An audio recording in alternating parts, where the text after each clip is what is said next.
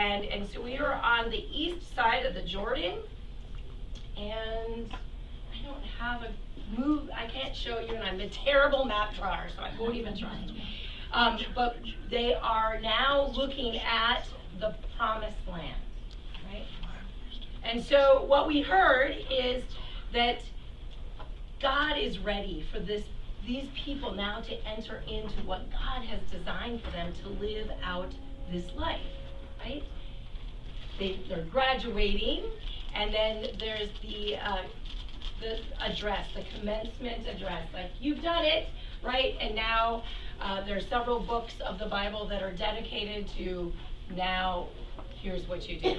And if you've read anything from Deuteronomy or Numbers or even Chronicles, right? It's this repeating commencement address of God speaking to the people before they go into the promised land.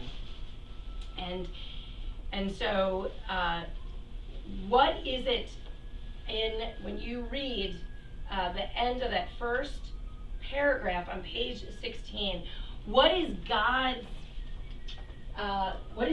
mood here when they're ready to enter into the promised land? Hopeful. Now there's something, not only do we get surprised about being called partner people, but I get surprised about God being hopeful. And hopeful in us, right? Hopeful in humanity about living out this particular way. And did that resonate with anybody? Like how God could be hopeful in God's partner people? Whoa, I thought that is all on us. Like God doesn't hope, God already knows, God is all powerful. Wait, what does that mean? If God is hopeful, what does that mean? Yeah, God wants to be in relationship, right? Hope is built into a relationship.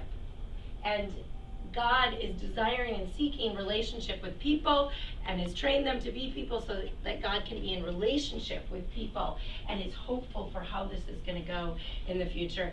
And if we turn the next page, we know how it ends so quickly. However, we learn that there is this time and this promise and this urging of how they are to live as God's people, as in God's land. I think that probably for me just resonated deeply, like the people in the land are the hope. And to note that it isn't just humanity, but right, we talk about land, which is God's creation too, right? There's a lot of references to creation in here, if you've noticed. That this isn't just about relationship of God and God's people, but God, God's people, and creation. And that interplay between all of that. And so I think that this author really does a great job of lifting that up, that it's not just us and God, but us, God, and creation, and how we live in this. We're striving for that state of shalom, or peace and wholeness across the land, where we live the manna way, where there's always enough from God and God's providence. All right, and so here they are, they're ready to go in the land, and what happens is that we think that Moses is going to be the one who delivers this commencement address, is going to be out there, right? He and Aaron are going to go walk to the land, but what happens? Moses never makes it, right? But a new leader comes, and we have successor, as he calls him, and this successor is named Joshua, right? And so Joshua takes over and is the elected leader for this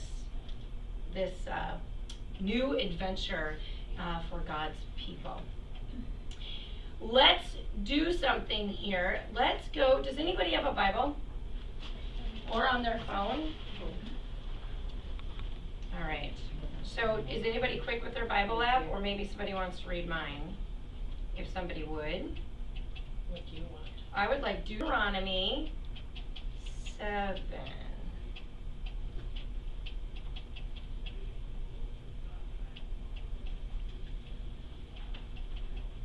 And if you do, remember, I think I talked about this last time, if you have a phone and you can put your Bible app on it, people have asked me what do I use, and I use YouVersion, just because it has a lot of different translations. So has anybody ever heard of that?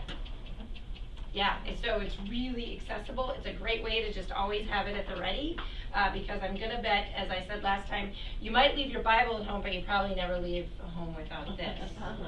Right, so hey, you get both of it. That is the gift of this, right? So Deuteronomy 8, and let's go to Deuteronomy 8:7. Are you there?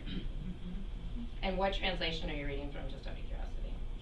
I have NIV. What do you want? You want a different one? No, that's fine.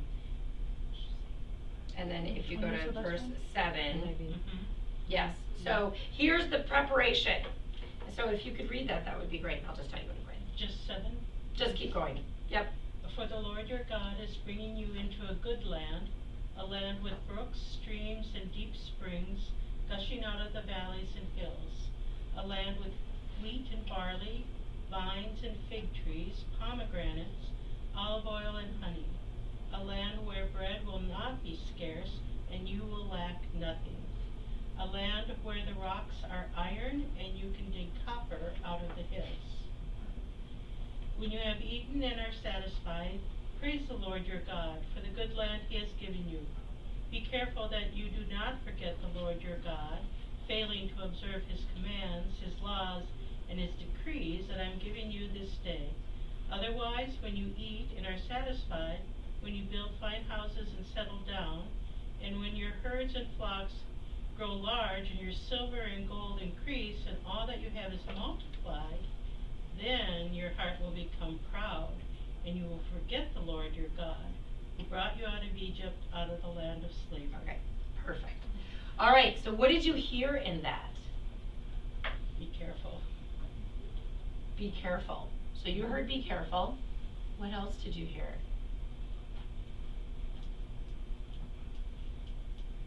It's a good place. Yeah. Right. It's pretty wonderful. So you have to remember there are people in this place that have already worked the land, right? They've already developed, agriculture was huge, right? That's why the fertility gods is for the gods to rain down. On this particular land, it's a great place to have people be provided with, right? God provides manna, manna dries up. They're now going to go into a land with other kinds of foods and fruits and all things that are provided for. And so you said you heard be careful. Don't let it pile up and become a big deal. Okay, yes, right? And what word did you hear in that? I mean, the funny thing is that I could read this today and you could, like, without that context of where we are, and you would probably hear something for us today in that. What did you hear? Be satisfied with what you have. Yes. So be satisfied. Did anybody here give thanks and remember? Right? So give thanks to the Lord your God, because what happens if you don't give thanks and acknowledge God? You think you did it. Yes. You're not acting with righteousness. Yes. And so you will become proud. And what happens when you get to be proud?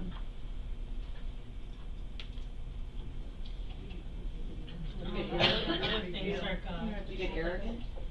You establish yourself as a big deal, right? And so that's it. That theme of big deal comes right back. As soon as we turn inward, right, and say, well, I did that all myself, I'm the big deal, and then we forget about God. So what's beautiful about this passage is that God has provided for them all the things that they need. And be careful, because you'll work the land, right? You'll continue to work the land, you'll eat the fruit of the land, you'll live in the houses on the land, and you'll forget about how you got here. we are people with amnesia. And so you will hear this replicated over and over and over and over and over again. Why do you think that is? Because he knows what we're like. Yes. That he created people with amnesia. Why? Right? Remember the Lord your God, the one who delivered you out of the hands of slavery, right? Over and over and over again. This is very important because this is a theme. And this is also why we need to come and hear the word each and every week, because we forget. We forget. And so we need to hear that word and be reminded of who God is and who we are. And so those few passages, if you don't remember anything, just go back to those passages to know who God is for us and how we're to live in response to God. Yes, God puts a lot of hope and trust in us as partner people, but also is a jealous God, doesn't want us to worship any other gods, and also wants thanksgiving for what we are thankful for.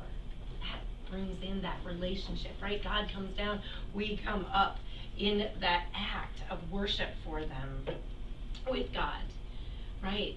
And then, if we could, somebody, if you have the Bible app open, Deuteronomy 28. Can somebody go there?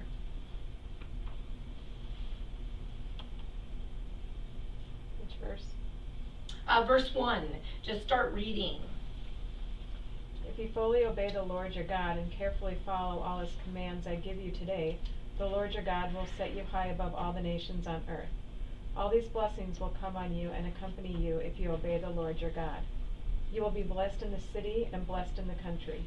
The fruit of your womb will be blessed, and the crops of your land and the young of your livestock, the calves of your herds and the lambs of your flocks. Your basket and your kneading trough will be blessed.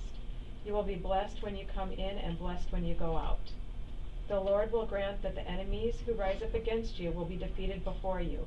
They will come at you from one direction, but flee from you in seven. The Lord will send a blessing on your barns and on everything you put your hand to. The Lord your God will bless you in the land he is giving you. You can stop there. And then it goes on to say, and if you don't do those things, you will be cursed. And then continues to go down the litany of the ways in which, if you have other gods before you, if you forget the God that delivered you out of the hands of slavery, you will be cursed, because what happens, right? So what do you hear in that? You heard this talk of blessing, right? And then cursedness. Well, how do we feel about God now? Why? Why would that be part of God's instruction for us? He's an authoritative parent. Yes. You know, there's certain boundaries and routines and things that are expected and you know, and that sort of thing, but you know, you'll get in trouble if you stray too far. And there's consequences. Yes, and there's consequences, right? And are those consequences inflicted by God alone, or how else might they come about? They're natural consequences. Yeah, like our own, right? Some things that we do on our own, excluding, right? The widow and the orphan, for example, very much lifted in these scriptures. And so when we are not living as we have been instructed to live and following the 10 best ways, right? Or following the ways in which God created us to live in relationship with God and other people, it's going to be problematic. And so in this blessedness, which I preached a bit about blessedness this last Sunday, it is a way in which we are given our identity, right? This blessing shows up. It's part of our identity of God's own. I mean, in this blessedness, God says, you're my people. You're my people. You're my own. Like big arms that encircle them. And then live as God's people. Or there might be problems. All right, we are not going at a very fast pace. We're kind of going at a snail pace. I think we'll have to move along. Although we've got a great story about how there is the attack, right? with Joshua, and then the trumpets blow, and the what? Walls Come tumbling down to the ground, right? And then, if you looked up any of these verses, by the way, did anybody start to look up some of the verses?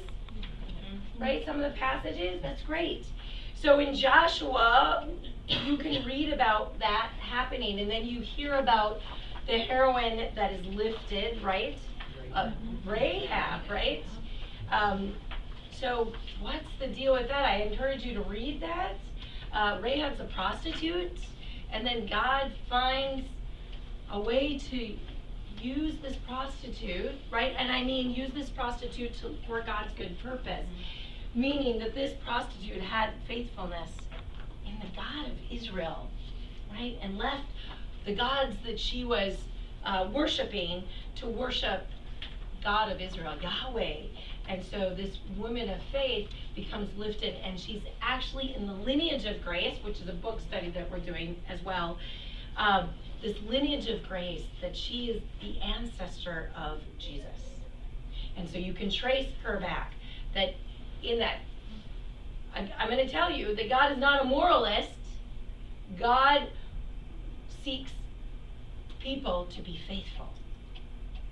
And so as God is a moralist, God would not shun somebody who maybe was not doing something so okay with their life, right?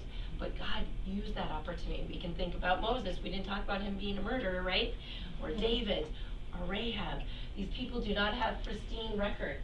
But God starts to lift them up and plants that seed of faith within them, and then they become a great example of faithfulness in our Bible. All right, lots more about that. All right, we've got to move on. And so we have the people that have a home, right? And so I'm going to talk about, so God has lifted up liberators. And what did you learn about a liberator? What is a liberator? A judge is what? They can come from anywhere. Yes. And what else? What do they do? Specific purpose. Yeah, they help to keep kind of some order too, right? When you get a group of people together, things start to happen, right? Moses was in charge of trying to keep together peace in the community, right? So you need some liberators, some people who are about encouraging unity and forgiveness in a community. And because, well, people tend to start to regress and go back to their old ways, right? And so we learn about the liberators. And what I really want to pay attention to is this situation, this picture at the bottom of page 19. What does this depict? Peace, right? Shalom. So what is shalom? Let's just talk about what is shalom. Somebody might say a Hebrew word, right? A greeting. A greeting, peace, right? It means peace. What else, when you look at this picture, what else does it depict? Abundance. Abundance. Community. Good. Yeah. What else? Love. People and nature. Yeah, like, So there's right? little groundhogs and there's Yes. Right? trees and So creation and humanity in what? I think it is too. Yes, I love that word, right? Harmony, balance, not too much, not, too little, enough, right? Manna. What else? What do you notice isn't present? If we were to now compare this to 23. Walls equal. People are equal, right? This is an equalitarian, right, society. So they're equal. What else is different from page 19 to 23? No walls. Right. So in this other situation, right, the big deal, there's walls. And there's And what are the walls. walls to do? Keep people out. Right. All are welcome, right, here? Even the animals are segregated into the barn. Yep. There's been division, right? So this, whose deal is this? What do we call this? So the big deal is who? He calls it something. So if it's not shalom, it's what?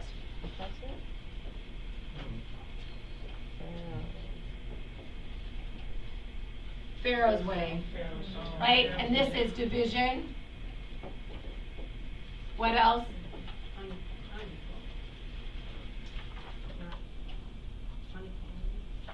I'm sorry, what did you say? Inequality. Yes, unequal, right? Because we have big deals and little deals, right? What else do you see there? Oppression. I'm sorry. Oppression. Oppression, that's right. You can't, if you've noticed that you can't have a big deal without oppression, right? In order to be a big deal, you must oppress those beneath you to get to climb to the top. And you see, So consequently, people aren't happy. yes, right? They're not dancing. Right. They're lining up so they can actually afford to Eat. eat. Work for the man. Unhappy, right? And what else? Sadness and gluttony. Yes. Corner there, like, So there's some gluttony being present. They have Sad. to work harder. The well. They have to walk to the well now instead of having the well in the Right, center. right, exactly. And so, this is shalom, is God's way.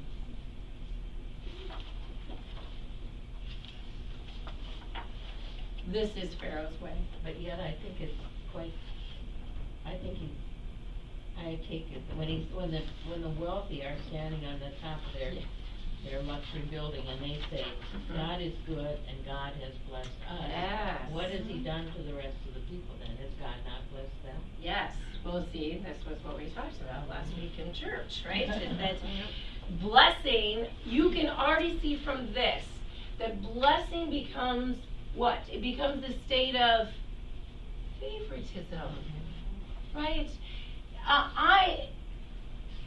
Is that a little confused about what was read about blessedness? What is blessedness when we read it from Deuteronomy? Happy. But blessedness is what? An identity given by God. And so this blessedness is ours, but they're doing lip service, right? Or they're like, look what we've done, we're big deals, and saying, well, look how God has blessed us. We're going to now use God. We're going to recruit God as on our side. And I'm going to tell you, as we have entered into some of this story, we can see that this happens within the Jewish state, because it becomes a Jewish state, not a Jewish religion, right? Or a Jewish people, it becomes Jewish state, and we have done this as Christians. There's We- a lot of political, like, when you start to read this, and you, if you've read the Bible and you know the history of Israel and of the Middle East period, Yes. you're like, oh wow. So it's, I mean, if you, it's way back there. It's and it's way back way there. back there that this has happened, and where we're at now is, Unbelievable. it's just, it is, it's unbelievable how far back the issues go. Right. So, and you will hear this, because I've been there. I've seen the settlements and the way that people are, where people have taken over land that they feel a right to. But now that isn't, and we can talk all night about the difference between a Jewish state Yeah.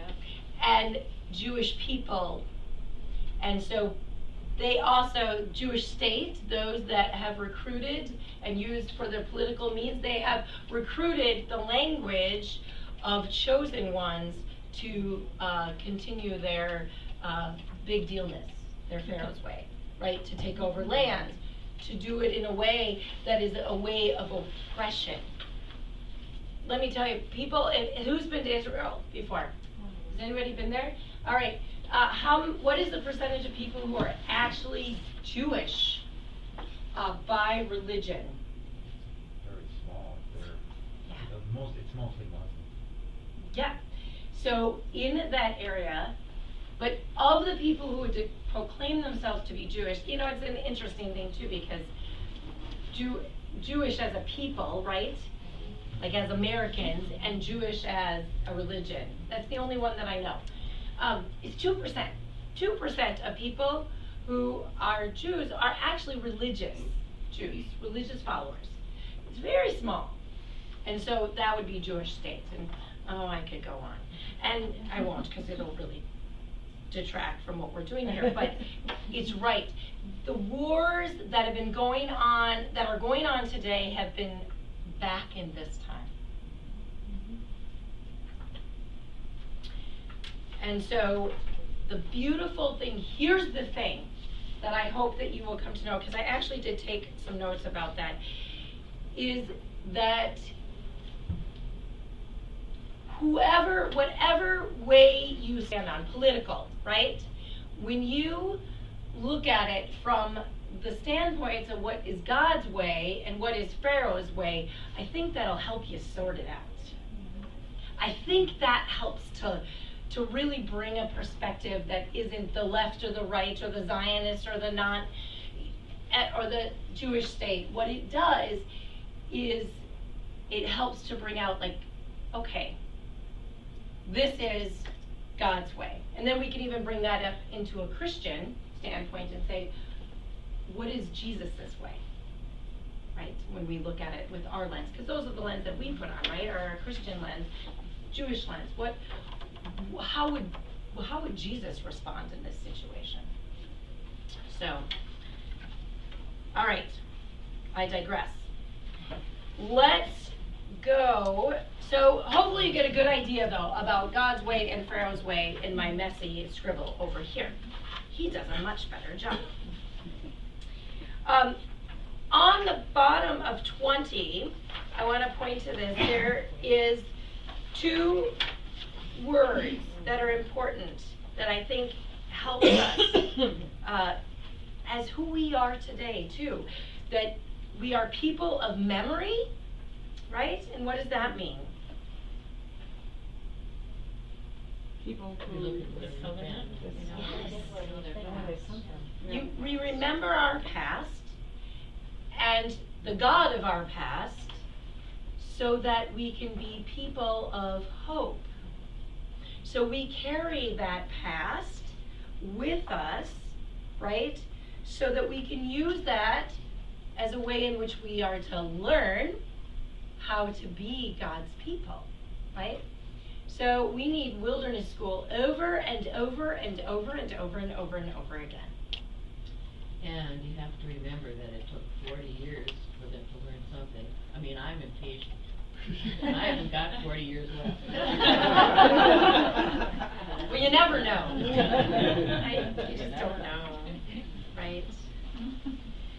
And so people, I love what he said here. He said the people understood who they were as blessed, set apart as holy, as chosen, because they knew their future, because God will work with them to bless all families on earth, right? The difference on page 23 is that God has blessed us for us, right?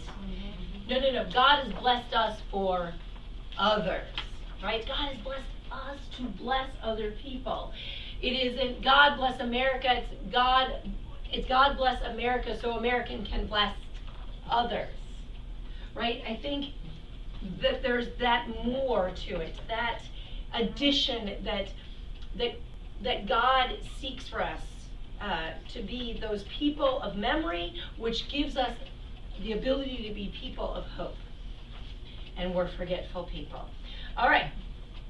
And so we turn to chapter 6. And what do we learn in chapter 6? What happens? They want a king. They want a king. Oh, Mom, all the other kids have kings. We want a king too. Right? Can't you hear it? Oh, does God want them to have a king? No. Not really, no. No. But what does God do? He gives it a king. Now do you see this parental, this benevolent, loving parent? Don't we cave sometimes too? Didn't that just make you feel a little bit better? So what does God do? Gives him David. Gives them a king, right? Well, David wasn't the first king. We Oh, had no, to have true. kind of a really wackadoo king first. The first king, let's just say the first king didn't work out so well. That was not a good king. Did they impeach him? Yeah.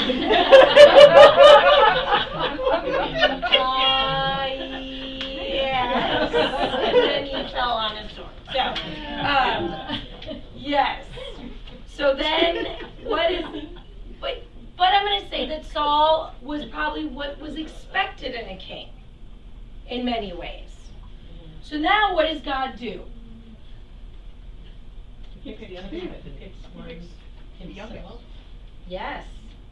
Through Saul. Do you remember who Saul is? Paul. No, I'm sorry, I didn't mean to say that. I meant Samuel. I don't know why I said Saul. Samuel. Do you remember Samuel? The story of Hannah, right? And so now we have that Samuel is this high priest, and because Hannah has dedicated him to the temple, and the call of Samuel is very prevalent in our text that we choose because it's this great call of listening and hearing and responding to God's call. And so here he is, right?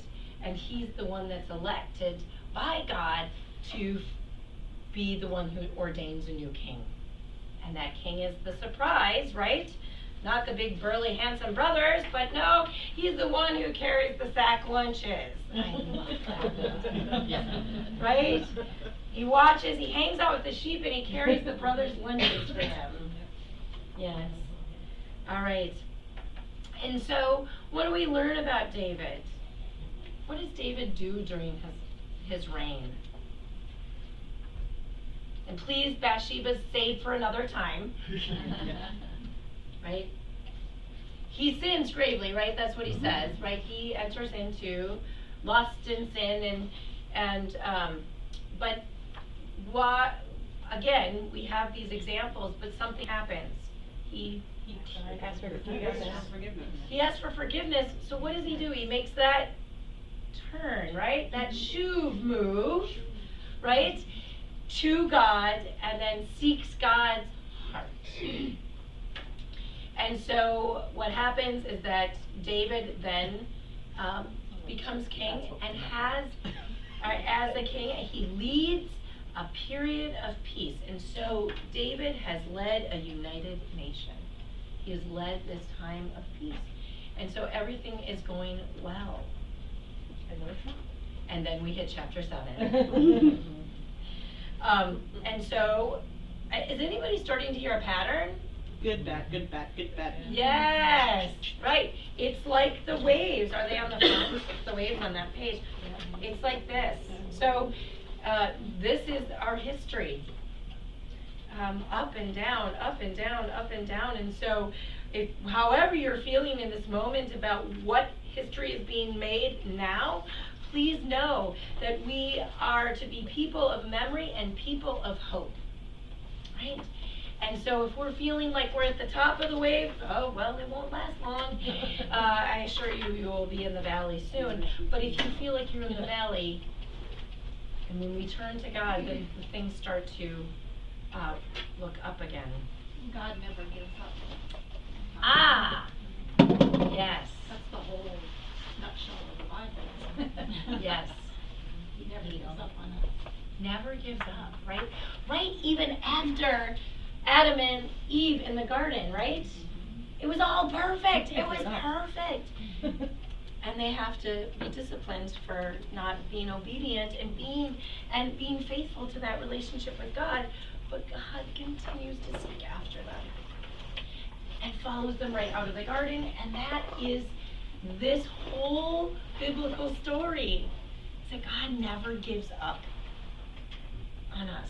Well, isn't it that we learn from our mistakes too? I mean, like, so, I mean, if we're always, something is going wrong, well, we learn from that and then we go, you know, Right. go back up. Well- When we have something else go wrong and then we learn from that. Yes, and then we still have this war that's still going on in Israel and Palestine and warring people, right? I mean, and yes and no, right? And that's the thing, is that we hope that we can use this history and be people of memory so that we can continue to be people, we can be people of hope. That's it, and that God never gives up on us. And so what do we find out that happens yet again? Chapter 7, we find out that after David we have a big deal king, and then what happens with the big deal king's sons is we have split. Now Israel is divided and becomes divided. And so now they are about being against each other, establishing now we don't just have one big deal, but now we have two big deals, and who's the right big deal now, right? And then in all of that, trying to establish who's the bigger big deal, they forget about God. And they don't lead the way that God would want them to lead. Now God did say, I really don't want you to have a king, but all right, you asked for it. And so now we have that. And so we have this division that happens, and then some tumultuous times. And we talk about on the top of page 24 that the old vision faded, except for a small, what? Remnant. What does that mean to you? Anybody who hangs out in carpet stores and fabric shops. That's right! It's the little piece that's left, and you just think you're going to discard it, but no. God does something surprising with the remnant people, right? So who can describe what the remnant people are?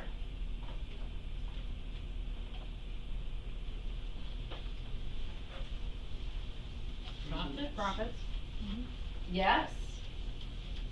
They're faithful to the old, Yes. what God called them to be originally. Absolutely. So the remnant people are the ones that are holding fast, right? So destruction happens, right? Self-imposed and by, right, with the aid of God. But yet there's always a group of people who are left, and this little group is the remnant. And we could call those the faithful few, right? Or we call partner people again. Yes. Yeah, so they have remembered, and they remembered the story, and they remember the God who delivered them from the hands of slavery, and then they understand that they've been taken back into slavery, but they continue to remain faithful to God. And then God will then do what? Start a new spark. These people become the spark for what? Another new plan, right? New plan.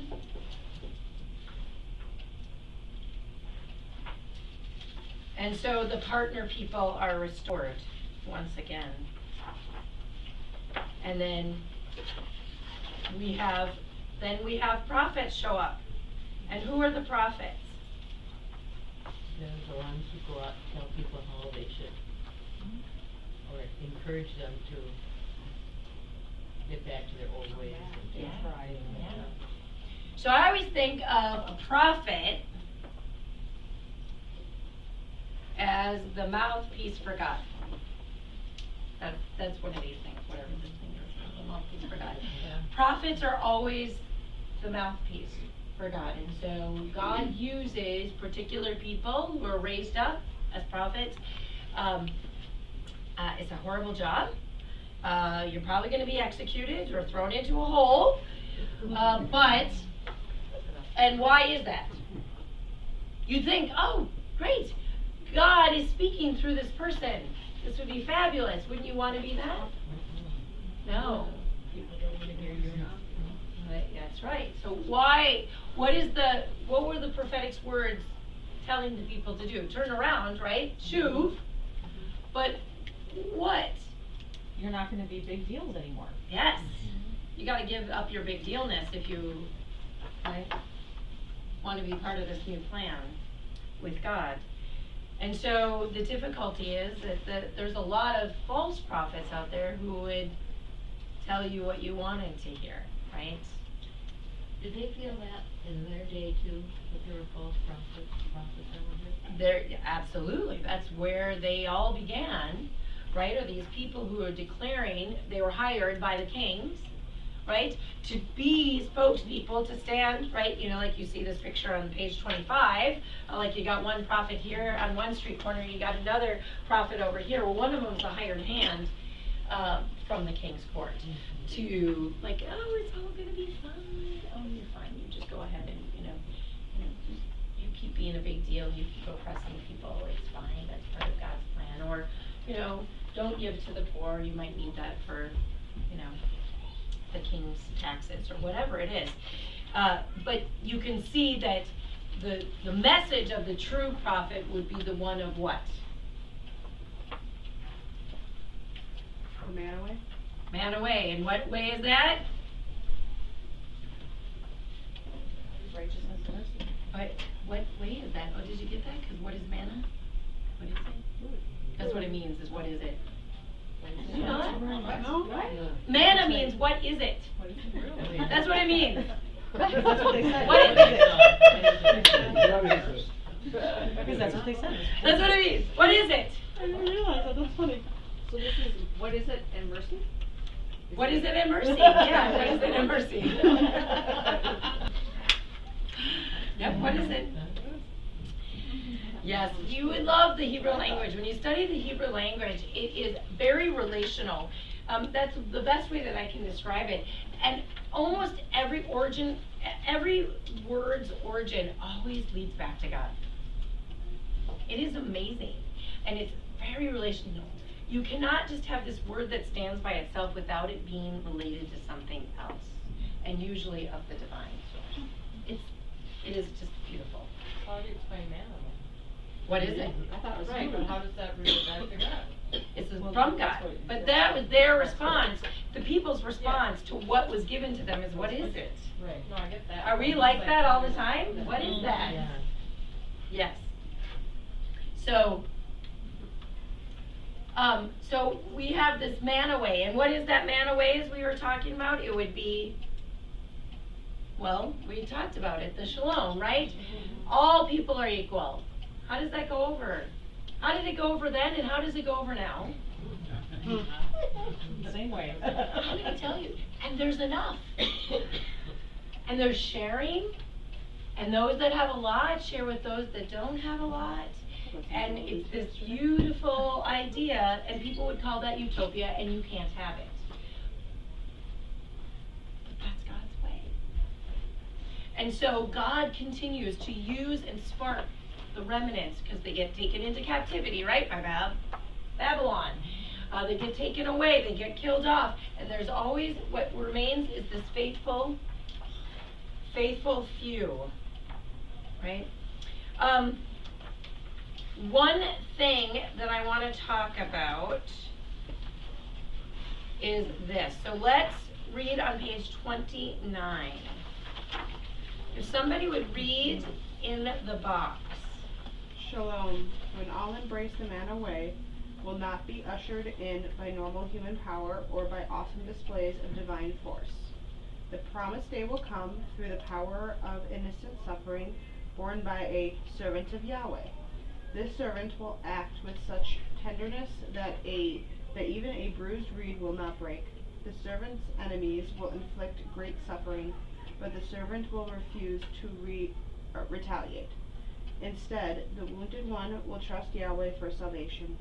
The nations, wooed by the power of innocent sacrifice, will turn to God and be healed. Okay, what did you hear in that? For close. Prediction of Jesus. Yeah. Right. So here we are. People falling down constantly. People turning away from God's way and loving God and the manna way, right? Continuing to try to climb to the heap, and yet God never leaves. And then God, all the while, still a hot mess, has a new plan.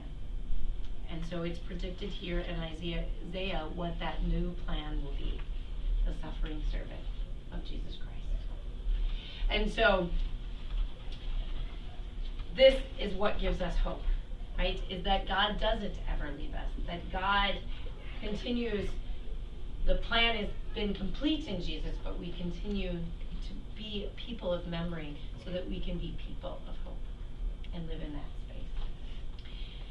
And so I'm just going to say that this is not near enough time to go through these many chapters, but my hope is that we kind of got that rhythm, that theme, that up and downness, but God just keeps coming down to meet us right where we're at, to lift us back up, to be faithful once again. And so that gives us hope for today. And when that gives us hope, then we can be people of hope for this kind of day. Let us pray. Good and gracious God, we thank you for the wisdom and the power and the mercy and the manna that you have provided us.